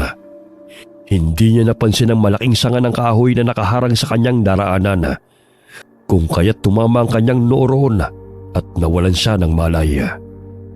Matindi ang pag-aalala ng binatilyo sa kaibigan nang hindi na niya naririnig ang tinig nito. Mingay! Nasaan ka na? Ano na nangyayari sa'yo? Mingay! Oh, wari ko'y nahulog na sa bangin ng kaibigan mo, bata. Pero huwag kang mag-alala. Magkakasama rin kayo mamaya. Hindi maglalaon malalaman din ng mga taong lihim mo. Itunuring kang kaibigan ni Kapitan, ngunit ikaw rin palang sanhi ng kanyang sakit ng ulo. Ginamit mo pa kami ni Inay upang pabanguhin ang pangalan mo. Hayop ka! Kahit anong sabihin mo, bata, wala ka nang magagawa dahil madadagdag lang ang bungo mo sa koleksyon ko. Hindi ako katulad ninyong mag-ina na basta-basta na lamang sumasalakay ng hindi nag-iisip. Sumasalakay? Ikaw lang ang gumagawa nun. Hindi naman kami aswang katulad mo. Hindi nga ba? Bakit hindi mo tanungin ang iyong ina? Hindi ka lang basta traidor sa baryo, kundi aswang ka rin na tsismoso. Gawa-gawa ng kwento upang manatiling maganda ang iyong imahe. Ngunit sa likod ng iyong kunwaring pag-alala ay bulok na pagkatao at masamang budhi. Akala mo kung sino kayong malinis. Naaamoy kong lansa ng pagkatao ninyo, mga animal. Naapakan ni Ansit ang bisikleta. Natisod siya sa gulong, kaya't bumagsak siya sa lupa. Palapit ng palapit ang aswang na si Mang Totong. Malakas nitong hinataw sa binatilyo ang hawak nitong itak. Ngunit mabilis na sinangga ni Ansit yun gamit ang bisikleta. Nakalas ang kadena, kaya't inilagay niya yun sa kanyang bulsa. Pinabibilib mo ko sa kakisiga mo. Pero hindi yan sapat upang matalo ako ng patpating kagaya mo. Kahit maliit, nakakapuwing din. Tanda mo yan, tanda! Muling ibinato ni Ansit ang bisikleta sa matandang aswang. Bagamat nailaga niya yun. Patakbong sinugod siyang muli ng aswang. Ngunit malakas na palahawang pinakawalan ng aswang nang hampasin niya ang mukha nito gamit ang kadena. Sige, lumapit ka! Hindi talaga mapapakinabangan yung mukha mo. Madadagdagan lang ang kapangitan mo, tanda! Inuubos mo talaga ang pasensya ko, ha? Isa ka ngang anak ng manggagamot na nagmula rin sa angkan ng mga kaaway naming aswang. Malakas ka, bata! Ilang beses kong sasabihin sa'yo na hindi ako aswang. Isa pang beses sa tawagin mo ako niyan, hihilahin ko ang dila mo. Kawawa ka naman. Kinamumuhian mo ang katulad kong aswang? Ngunit inilihim ng iyong ina ang tunay niyang pagkatao sa'yo. Hindi ka ba nagtataka kung bakit ganun na lamang ang kanyang itsura? Ibang-iba sa normal na mga tao. Hindi kami aswang, lalong-lalo na si Nanay. Oh, totoo? Hindi lamang niya magawang sabihin sa'yo. Dahil katulad ko rin siya. Maging ikaw sa takdang panahon. Hindi totoo yan! Hindi kami katulad mo. Hindi kumakain ng tao at pumapas lang si inay. Muling hinataw ng aswang ng patalim ang binatilyo. Tinamaan ang braso nito, kaya't nabitiwan niya ang kadena na hawak niya. Kinapa ni Ansit sa lupa ang kadena, ngunit hindi niya ito mahagilap. Malakas na napasigaw si Ansit nang hablutin ng aswang ang kanyang buhok, dahilan na siya'y napatingala. Inambahan siya ng aswang upang gilitan siya nito ng leeg. Ngunit malakas na tinadyakan ni Carmen ang aswang na gustong pumatay sa kanyang anak. Bitiwan mo ang anak ko! Wala kang karapatang pumatay! Ang aswang na manggagamot na bumaba ng bundok. Ayan ang iyong ina, bata. Bakit hindi mo siya tanungin tungkol sa tunay ninyong pagkatao? Huwag mo lasunin ang isipan ng anak ko! Ang mga katulad mong siyang nagpalaganap ng maling impormasyon sa mga tao. Hindi kami katulad ninyo. Nahalang ang kaluluwa at sinasamba ang demonyo. Hindi kami katulad ninyo na hayok sa laman at dugo ng tao. Pero dahil sa pinapakalat ninyong aswang kaming mga manggagamot, tinutugis kami ng mga tao na kayo naman ang may kagagawan. Kinuha ni Carmen ang pinatuyong makabuhay na halaman sa kanyang baga at hinambalos ang aswang na kanyang kalaban. Maliksi itong umilaga. Bagamat mababanaag sa mukha nito ang pangangati at hindi mapakali. Papatayin ko kayong mag-ina, katulad ng ginawa ko sa mga kalahi ninyo. Eh di gawin mo. Dahil kapag nahuli kita, yung patalim na hawak mo ang gagamitin ko para luray-lurayin ang katawan mo. Nay, si Mingay, nakita niyo ho ba siya? Hindi ko siya nakita, anak. Kailangan kong hanapin si Mingay. Na paano na kaya siya? Lumundag sa harapan ni Carmen ang matandang aswang at hinataw siya nito ng palakol at itak. Bagamat maliksing nakakailag si Carmen sa bawat pagsugod ng magtatahong aswang, nahagip ng patalim ang ilang hibla ng buhok nito, kaya't naputol yun. Ngunit hindi siya nagpatinag at pinulupot sa leeg ng matandang aswang ang pinatuyong makabuhay na halaman. Hindi ko hahayaang na mabuhay ka pa. Dahil sa bawat inosenteng buhay ng kabataang pinapatay mo, may mga pangarap na nawawasak. Kaya ikaw ang dapat mamatay. Hindi ako papayag na basta-basta mo na lang akong mapapatay. Pahihirapan din kita. Paulit-ulit na siniko ng matandang aswang si Carmen, kaya't dumistansya ito sa kanya. Nagkaroon ito ng pagkakataon na hatawin ng babae gamit ang palakol nito. Subalit laking gulat ng aswang nang may pumigil sa kamay niya. Bitawan mo yan! Walang hiya ka. Ikaw palang nagpapalaganap ng lagim dito sa baryo? Nasaan ang anak ko? Saan mo siya dinala? Wala akong alam. Ang babaeng yan nasa larin, hindi ako. Hindi ko alam kung nasaan ang anak mo. Magmamaang-maangang ka pang hayop ka. Kitang-kita ko ang pinaggagawa mo. Nasaan ang anak ko? Hindi ko nga alam. Bitawan mo ako. Nay, ayos lang po ba kayo? Ikaw, may sugat ka. Dapris lang po ito. Kailangan nating mahanap si Mingay, Nay. Baka po napano na siya. Inilipit ng kapitan ang braso ng matandang aswang, kaya't nabitiwan ito ang palakol na hawak ng kanang kamay. Ngunit muling hinato ng aswang si Kapitan Nestor ng itak, hawak ng kaliwa nitong kamay. Bago pa man lumapat ang patalim sa katawan ng Ginoo, ay malakas na pinukpok ni Carmen ang ulo ng aswang nang nadampot nitong bato. Tila asong ulol na kumaripas ito ng takbo, habang sapo ang dumurugo nitong ulo. Hindi ka talaga titigil sa pananakit mo, ah! Pagbabayaran mo lahat ng mga kasalanan mo! Babalikan ko kayo. Sinusumpa ko yan. Kapitan, may sugat po kayo sa kamay. Huwag niyo na akong alalahanin. Mababaw lang ito. Nasaan si Mingay? Hahanapin ko po siya. Nagkahiwalay kami nang habulin kami ni Mang Totong na aswang pala. Nagtago sa mayayabong na damuhan ng matandang aswang.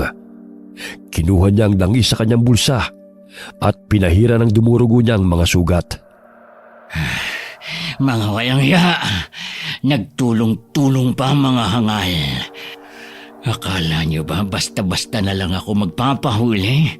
Pues, sisiguruhin kong takot ang mananaig sa inyo. Hindi ko kayo papatahimikin. Naalimpungatan si Mingaya at napahawak sa sugatan niyang noo. Aray, ang sakit ng ulo ko. Ansit, nasan ka? May tao. Nandito lang pala ang anak ng walang yang Nestor na yon.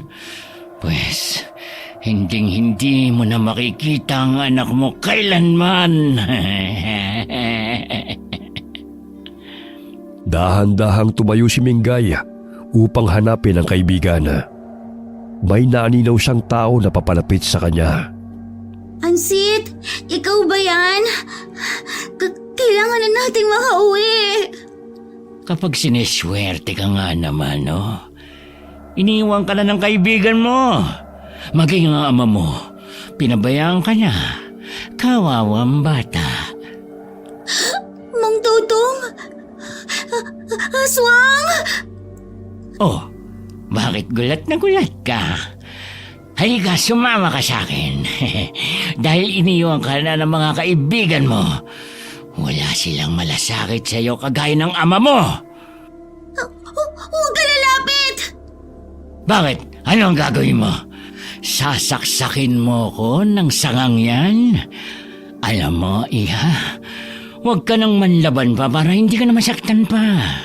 Sa katunayan, naawa pa nga ako sa'yo eh. Madalas kita nakikita ng mag-isa sa bahay ninyo. Ramdam ko ang iyong lungkot. Kaya kung gusto mo nang sumunod sa iyong ina, pagbibigyan kita. Lumayo ka sa akin! Alis! Umalis ka! Ilang sandali naririnig ng dalagita ang sigaw ng kanyang ama kasama si Ansit. Nandilat ang mga mata ng aswang at dinaganan ng dalagita. Pilit nitong hinilalapat ang matatalim nitong mga ngipin sa katawan ni Mingaya. Kaya't gano'n na lamang ang pagpipigil nito sa malakas na aswang. Tulong! Papa! Tulungan niyo ako! Papatayin kita! Ilang araw na rin akong hindi nakakalasap ng dugot laman. Huwag ka nang pumalag pa dahil hindi ka na nila maililigtas. Akala mo talaga hindi kita matutuntun na damuho ka? Lumayo ka kay Mingay! Manang Carmen! Tinadyakan ni Carmen ang aswang. Pagapang na lumayo ang dalagita at nangangatog ang kanyang katawan dahil sa labis na takot. Nakaramdam siya ng kirot sa kanyang balikat dahil bumaw ng matatalim na kuko doon ng matandang aswang. Wala ka talagang kadala-dala! Gusto mo talaga ng sakit ng katawan, ha? Bumalik ka na nga sa kabundukan, pakialamera! Bumaba nga kami ng bundok dahil sa mga walang iyang katulad mo. Maging dito ba naman, pipigilan mo pa ako? Ang mga katulad mo wala nang ginawa kundi ang mamerwisyo. Bakit hindi ka tumulad sa ibang mga aswang na namumuhay lamang sa gubat? At tanging mga hayop lamang ang kinakain. Hindi nakakapawi ang dugo ng mga hayop sa aking uhaw. Bakit hindi mo na lang ako hayaan? Mamuhay ka ayon sa pamamaraan mo. Hindi yung nangingialam ka ng buhay ng may buhay. Tumalo ng aswang at hinablot ang mahabang buhok ni Carmen. Pinulupot niya yun sa kanyang braso at paulit-ulit na hinihila. Inuntog-untog pa nito ang babae sa puno.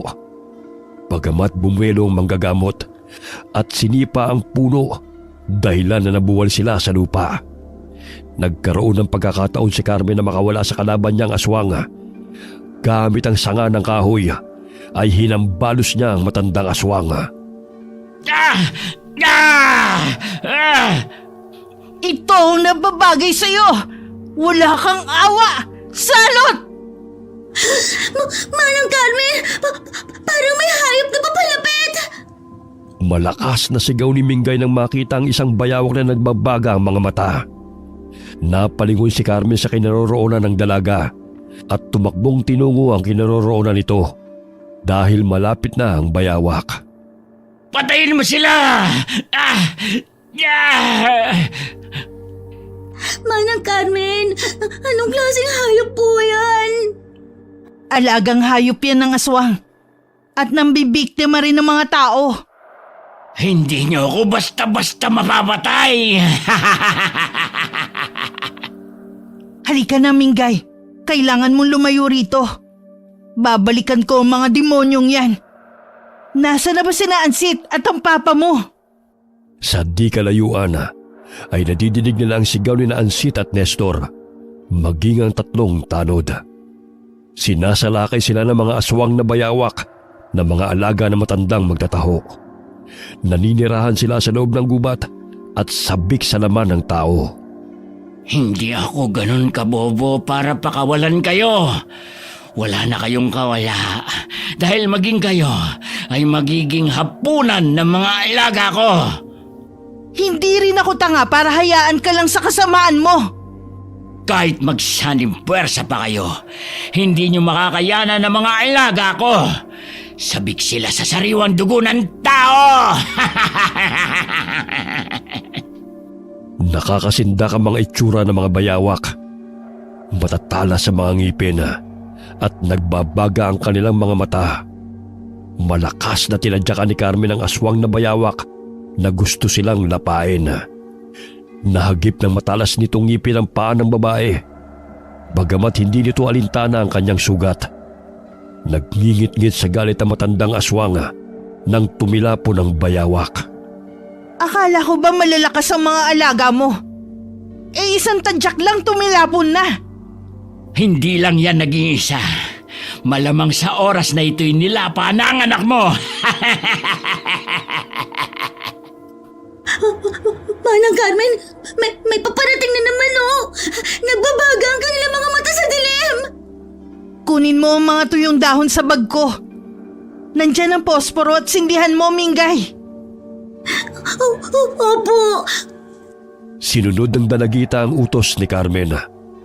Sinindihan niya ang dahon ng insenso hanggang sa lumikhayo ng apoy. Nakatayo ang ginang sa harapan ng dalagita upang protektahan ito sa mga kalaban. Bahagyang napatras sa mga bayawak na akmang susugod sa kanila. Maging si Mang Totong ng aswang ay naging balisa. Gumawa ka ng apoy hanggang sa umusok.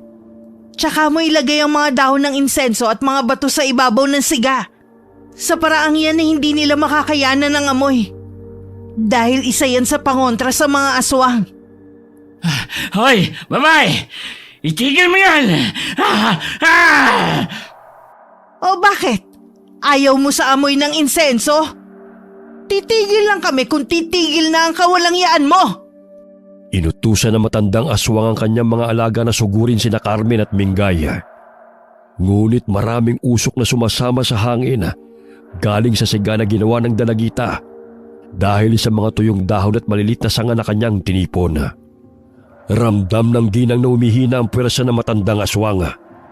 Kinuha niya ang tansong patalim sa dala niyang baga at matuloy siyang tumakbo patungo sa kinaroroonan ng kalaban. Umarang pa ang mga bayawak, ngunit inapakan lamang sila ni Carmen at ang iba'y sinipa-sipa nito. Walang iya ka talaga.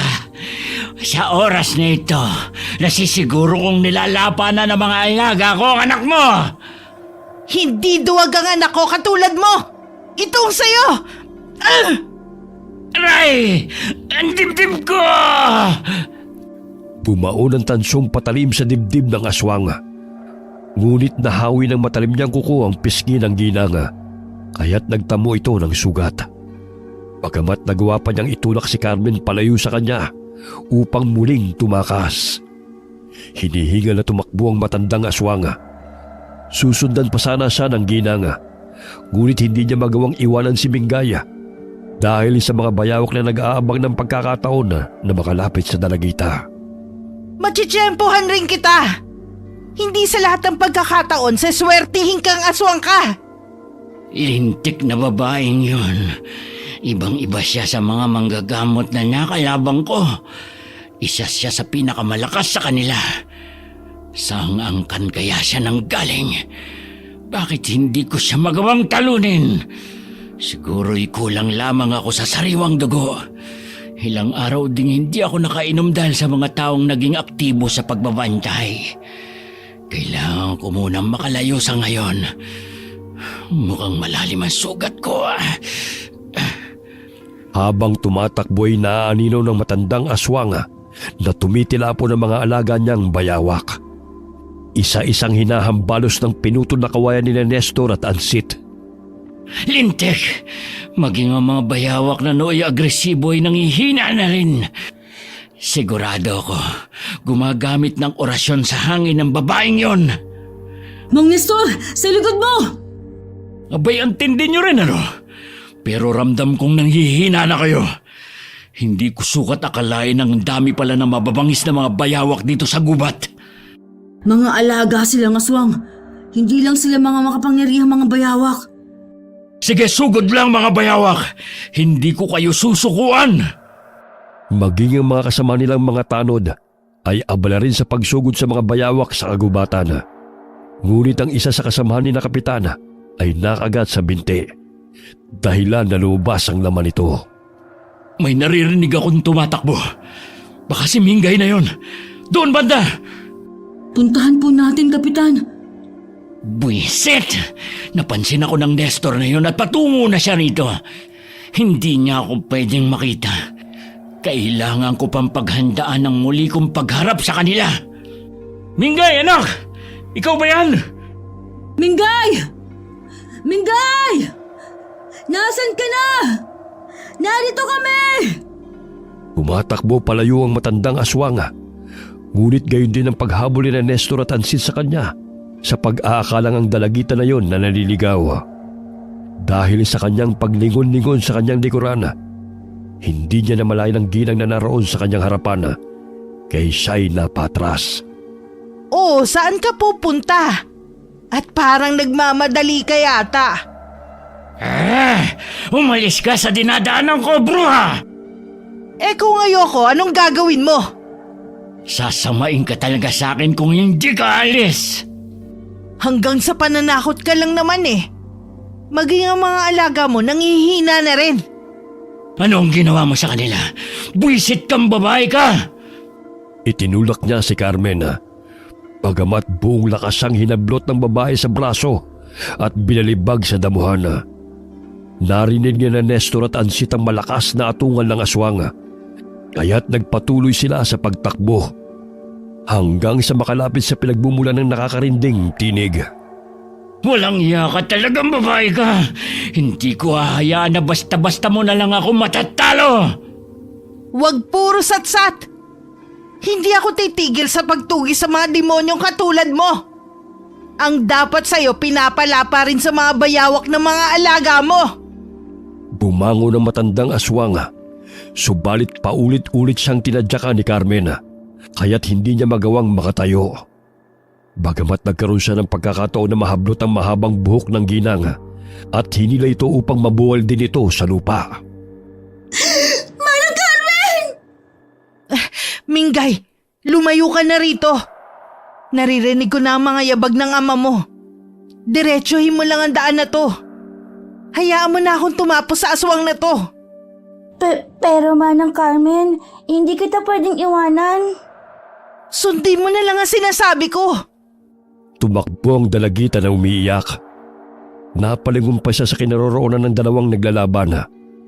Ngunit sinunod na lamang niya ang utos ng ginang hanggang sa matanaw niya ang ama at si Ansit na tumatakbo patungo sa kanyang kinaroroonan.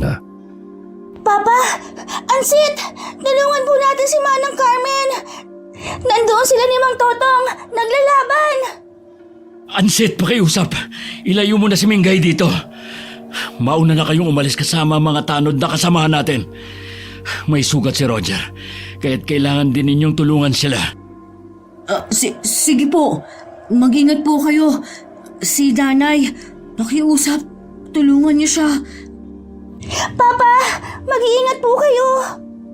Kayo rin, anak. Mahal na mahal kita. Mahigpit na niyakap ni Mingay ang ama bago nila ito iniwan. Tinungo nila ang kinaroroonan ni Mang Roger at mga kasamahan nitong tanod. Malaki ang sugat ito sa binti, kaya't inalalay na lamang ito ng dalawa niyang mga kasamahan. Pinaghahampas ni Ansit ng kawayan ng mga bayawak na kanilang nadadaanan. Samantala, ayaw bitiwan ng matandang aswang si Carmen at patuloy nitong hinihila ang mahabang buhok ng ginang. Ngunit palaban din si Carmen at mahigpit niyang sinasakal ang kalaban, dahilan na halos mapigtas na ang mga ugat nito sa leeg. Ginagalit mo talaga akong babae ka. Pwes, papatayin kita. Papatayin din kita! Narito ka lang palang hayop ka. Ang tagal kong hinanap ang pumapatay sa mga nasasakupan ko. Ikaw lang palang matanda ka. Ang babaeng ito ang patayin mo. Siyang dahilan kung bakit ako naging aswang. Niyanggaw niya ako. Hindi ka lang mamamatay tao! Napakasinungaling mo rin! Maniwala ka sa akin, Nestor. Ang babaeng itong dapat mong patayin dahil simula nang dumating siya sa baryo ay sunod-sunod na kamalasan nang nagaganap. Hindi ako may sala. Biktima lang ako ng demonyong babaeng ito. Tumahimik ka! Ang kapal na mukha mong isisi sa akin ang kasalanan mo! Ginamit mo lang ang pagiging mabuti ni Kapitan sa'yo. At pagdating namin sa baryo para malaya mong gawin ang kasamaan mo. Isa kang hangal! Kapitan, huwag ka maniwala sa matandang to! Hindi ako tanga para paniwalaan kita ngayon. Pinagkatiwalaan ka namin. Tapos tatalay-duroy mo lang kami. Itong sayo! Malakas na hinambalos ni Kapitan Nestor ng kawayan ng likod ng matandang aswang. Kaya't muli na naman itong umatungal ng malakas. Kahit lumalaban may nararamdaman niyang humihina na ang kanyang katawan. Binitiwan niyang nagugulong buhok ni Carmen at itinulak ito upang makatakas. Subalit siya naman itong sinabunutan ng ginang at ginudgod ang mukha sa lupa. Akala mo talaga makakaalis ka pa, no? Hindi mo na matatakasan ang kawalangyaan mo! Bakit nagawa mo sa amin to? Tinuring ka naming kaibigan. Pero ikaw pa pala itong magpapahamak sa amin. Gusto mo pang patayin ang anak ko.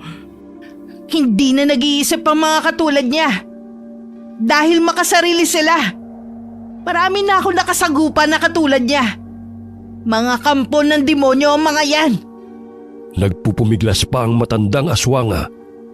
Pilit siyang kumakawala mula sa pagpipigil ni Carmen sa kanya. Hinubad ng ginang ang suot nitong kwintas na kulay berde. Ang mutya ng bato. Inilapat niya sa noo ng aswang na si Totong at halos umalingaw-ngaw ang malakas na palahaw nito sa gubat. Nandidilat pa ang malaki niyang mga mata.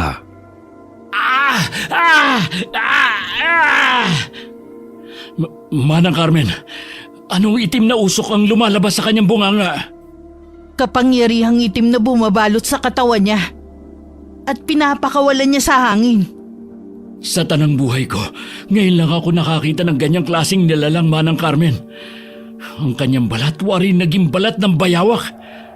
Mga aswang sila na abwak. Marunong silang magpapalit-palit ng anyo na kawangis ng bayawak. Eh ang mga bayawak na nakalaban natin, nagkukunwari lang ba silang hayop? Hindi. Totoong mga bayawak sila. Pero ang isang to ang kanilang tagapangalaga. Tigil mo yan! Hindi ako titigil hanggat nariyan pa sa iyong katawan ang kapangyarihang itim. Alam kong magagawa mo mapagaling ang iyong sarili kung iiwang kitang nabubuhay. Nagbabagang bilugang mata ni Mang Totong at unti-unting natutuyo ang kanyang katawan. Pinitiwan siya ni Carmen at tila lantang gulay, bagamat nagagawa pa nitong kumilos. Kailangan nating wakasan ang buhay niya, Kapitan. Sapagkat kaya niya maging malakas muli at makapambiktima pa ng mga kabataan. Nanunumbalik ang kanyang itsura bilang tao, pero hinangina na siya. Mapanlin lang sila, Kapitan. Ginagamit nila ang emosyon ng pangkaraniwang tao para kaawaan. pagkatiwalaan at mahalin. Subalit likas sa mga katulad niya ang pagiging traidor. Kahit pinakitaan mo man ng kabutihan, isa na sa naging biktima ng katulad niya ang aking ina. Kaya't hindi ako nadadala sa pagpapaawa ng mga katulad niya. Nestor, patawarin mo ako. Bigyan mo pa ako ng isa pang pagkakataong lupang mabuhay. Pangako, magbabago na ako. Hindi sapat ang paghingi mo ng tawad bilang kabayaran sa mga buhay na pinatay mo. Gayong alam ko naman na hindi taus-puso ang paghingi mo ng paumanhin. Ang nooy nagmamakaawang mukha'y muling naging mabalasik. Pilit na bumangon ng matandang aswang upang sugurin si Carmen. Ngunit hinampas ni Nestor ang ulo ng matandang aswang gamit ang kawayan. Maging ang kapitan ay susugurin ang aswang. Ngunit muli niyang inambahan ito ng matulis na kawayan at sinaksak ito sa dibdib. Tumagos yun sa likod ng aswang na si Mang Totong. Magbabayan! Hindi na naituloy ng matanda ang kanyang sasabihin. Bumulagta siya sa lupa habang nakatusok ang kawayan sa kanyang katawan. Nasisiguro kung tuluyan na siya mamamatay. Kailangan natin puntahan ng mga bata, Manang. Sandali! Sisindihan ko lang itong dahon ng insenso. Nang sa gayon hindi na muling bumalik ang kapangyarihang itim sa katawan niya. Habang pasinok-sinok, may lumabas sa bibig ni Mang Totong. Isang batong itim. Kinuha yun ni Carmen at sinunog. Ano ba ang batong yan, Manang Carmen? Batong mutya ng aswang. Ito ang nagbibigay sa kanila ng lakas at kapangyarihan. Kailangan ko tong sunugin para wala nang makakita nito. Binasag ng ginang ang batong mutya ng aswang. Bago niya yun sinunog. Mulat ang mga mata ni Mang Totong nang nawala ng buhay. Ilang sandali pa'y narinig nila ang boses ni Ansit at Mingay. Maging ng mga tanod na kasama ng dalawa. Tingnan mo, Ansit. Ang mga mata ng mga bayawak hindi na namumula. Tsaka, nagsitakbuhan sila upang magtago sa kasukalan. Parang mga tutang takot na takot. Natalo na ni Inay ang aswang. Maging ang batong mutya na pagmamay-ari nito ay kanya nang sinira. Batong mutya? Ano yun? Yun ang bato na pagmamay-ari ng aswang. Nagbibigay sa kanila ng lakas. Mas malakas sa mga batong mutya kaysa sa mga nayanggaw lamang. Kaya nga, nahirapan din si Inay kay Mang Totong dahil maalam siyang magtago ng kanyang kapangyarihan. Kung hindi pa natin siya nasundan, siguro magpahanggang ngayon, patuloy pa siya sa pambibiktima at panloloko sa mga tao. Sana naman maging payapa na ang baryo para hindi na maging bugnutin si Papa. Oh, ayun na pala sila Papa! Patakbong sinalubong ng dalagita ang kanyang ama. Mahigpit niya itong niyakap at mangiyak-ngiyak pa. Mabuti at ligtas po kayo. Sorry po, dahil umalis ako na hindi nagpapaalam. Patawarin mo ko, anak. Muntik ka na mapahamak dahil sa akin. Pangako, babawi ako sa lahat ng pagkukulang ko sa'yo. Naging abala ako sa trabaho. Hindi ko na malaya na nawawalan na ako ng oras sa'yo. Si Mang Totong lang palang nagpapasakit sa ulo ko. Kaharap ko na hindi ko pa alam. Nasaan na ho ba siya? Nandun. Ililibing pa namin. Tinapos na ni Manang Carmen ang buhay niya. Nasaan na ba si Roger? Malaki na tamo niyang sugat. Andun ho sila sa pudo. Hinihintay nila tayo. Hindi po kami umalis dahil hinihintay po namin kayo. Kinabukasan, umugong ang balita tungkol sa aswang na naghahasik ng lagim sa barangay. Ginamot ni Carmen sina Mingay at ang tanod na si Roger. Naging malinaw sa lahat ng mga taga-baryo na hindi sina Manang Carmen at Ansit ang aswang, kundi si Mang Totong na magtataho. Inilibing ang bangkay ni Mang Totong sa gubat, kasamang napatay na alaga nitong mga bayawak. Simula noon ay naging payapa ang baryo na pinamumunuan ni Kapitan Nestor. Hindi sila makapaniwala Nang magtataho, ay siya palang mabalasik na aswang. Wakas. Mabuti naman at